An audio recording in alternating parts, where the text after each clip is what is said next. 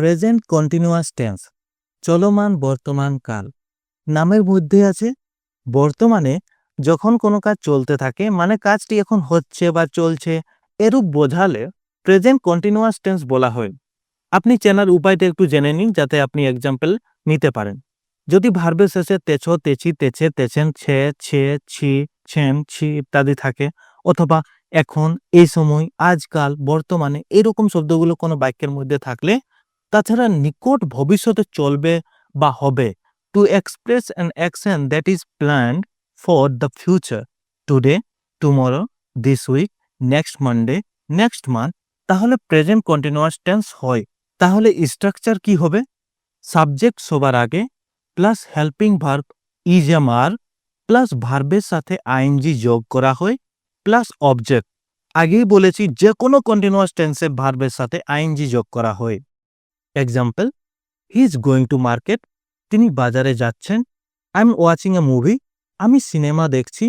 It is raining, বৃষ্টি হচ্ছে। Radha and Puja are studying, Radha ও পূজা পড়াশোনা করছে। Ram is visiting his friends this week, Ram এই সপ্তাহে তার বন্ধুর সাথে দেখা করতে যাচ্ছেন। Rakhi is singing a song tonight, Rakhi আজ রাতে একটি গান গাইবে। এরপর হেল্পিং ভার্ব হিসেবে যে ইজএমআর ব্যবহার করা হয়েছে সেটিকে কখন কিভাবে কোন সাবজেক্টের সঙ্গে ব্যবহার করা হবে? যদি subject first person singular number হয় যেমন আই, তাহলে আয়ের সাথে এম ব্যবহার করা হবে।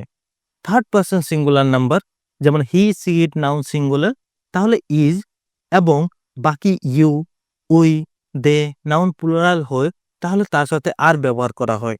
আপনি এটিকে পুরোপুরি মুখস্থ করে নেবেন। পুরোপুরি মুখস্থ মানে আপনি কি যেন ভাবতে হয় না যে আয়ের সাথে এম ব্যবহার করা হয়, কিজ ব্যবহার করা হয়। I am, I am, I am, I am, he is, he is, he is, she is, she is, she is, it is, it is, it is, noun singular যে কোনো নাম হতে পারে। ঠিক আছে? আর you are, you are, you are, we are, we are, we are, they are, they are, they are, যে কোনো নাউন প্লুরালও হতে পারে। তাহলে আপনি বুঝতে পেরেছেন যে সেন্টেন্সেস কিভাবে গঠন করা হয়।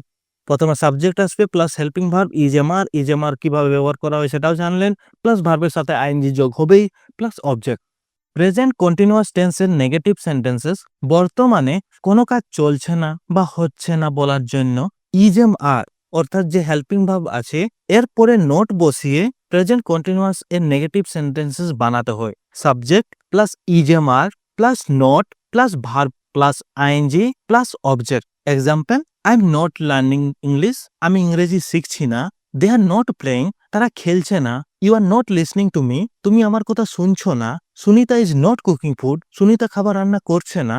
বর্তমানে কোনো কাজ চলছে বা হচ্ছে সম্বন্ধে যে কোনো প্রশ্ন করতে, যেমন তুমি কি রান্না করছো, তুমি কিভাবে রান্না করছো, তুমি কোথায় রান্না করছো, কি তুমি রান্না করছো, এরকম। তাহলে হেল্পিং ভার্ব অর্থাৎ ইজএমআরকে সাবজেক্টের আগে আর প্রশ্নবোধক শব্দকে সবার আগে ব্যবহার করে ইন্টারোগেটিভ সেন্টেন্সেস বানাতে হয়।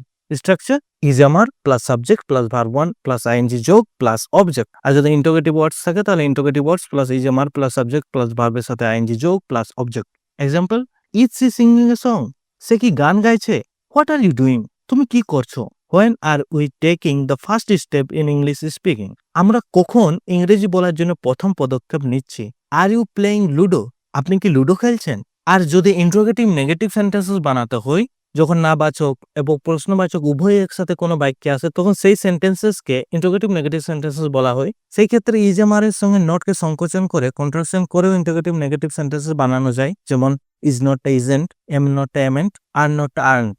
Is am are plus subject plus not plus verb plus ing যোগ plus object, or interrogative words যদি থাকে তাহলে interrogative words সবার আগে plus is am are plus subject plus not plus verb plus ing যোগ plus object. Example, why are they not going home tonight? তারা আজ রাতে বাড়ি যাচ্ছেন না কেন? Are you not preparing for your examination? আপনি কি আপনার পরীক্ষার জন্য প্রস্তুতি নিচ্ছেন না? Is he not playing? সে কি খেলছে না? What is he not buying? কি কিনছে না সে? এরপর প্রেজেন্ট কন্টিনিউয়াস টেন্সের মূল্যবান টিপস। কিছু কিছু শব্দ আছে যেগুলোর বাক্য প্রেজেন্ট কন্টিনিউয়াস টেন্সের মতো হলেও বাক্যটি প্রেজেন্ট ইনডেফিনিট টেন্সের নিয়মে করতে হবে, যেমন love, like, feel, hope, think, hate, fear, believe, see, recognise, notice, seem. এই শব্দগুলোর সাথে আইএনজি যোগ হয় না, যেমন আমি নদী দেখিতেছি, I am Singh the river. না হয়ে হবে আই সি দ্য রিভার। আমি আশা করছি, আই এম হোপিং না হয়ে হবে আই হোপ। আমি তোমাকে ভালোবাসি, আই এম লাভিং ইউ। না হয়ে হবে I love you. Spoken English শেখার জন্য বই খুঁজছেন? ঠিক জায়গায় এসেছেন। এই ইবুকে বাংলায় সহজভাবে দেওয়া আছে সব দরকারি টপিক ও ব্যবহারিক ইংরেজি বাক্য। আজই সংগ্রহ করুন spoken English guide .in, WhatsApp, Kindle ও গুগল প্লে বুকস থেকে।